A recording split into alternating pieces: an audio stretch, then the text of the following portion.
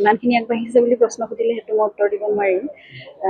মাননীয় মুখ্যমন্ত্ৰী মহোদয় আহি গৈছে, দ্বিতীয়বাৰ পৰিদৰ্শন কৰি গৈছে তেখেতে, আৰু সেইদিনাখন দেখিছোঁ তেখেতে নিৰ্দেশনাও দিছে ভালকৈ।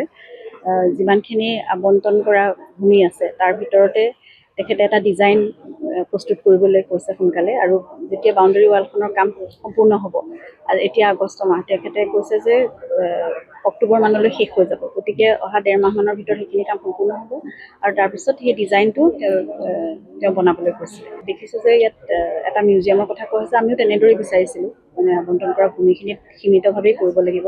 এটা মিউজিয়াম, তাৰপিছত এটা লাইব্ৰেৰী, এটা অ'পেন ষ্টেজৰ কথা তেখেতে কৈছে মাননীয় মুখ্যমন্ত্ৰী মহোদয়ে। আৰু পাহাৰটো কোনো ক্ষতি হোৱাটো আমি কোনেও বিচৰা নাই। এটা মিউজিকেল ৱাক এটা ডিজাইন কৰিবলৈ কৈছে, লেণ্ডস্কেপিং কৰি পেলাই, যেনেকৈ এজোপাও যাতে গছৰো ক্ষতি নহয়, সেইটোৱে আমি বিচাৰোঁ, আৰু জুবিনে তেনেদৰেই যিহেতু বিচাৰে, তেনেদৰে তেখেতক নিৰ্দেশনা দিয়া দেখিছোঁ, আৰু সেইমতে কামবোৰ হ'লে ভাল লাগিব।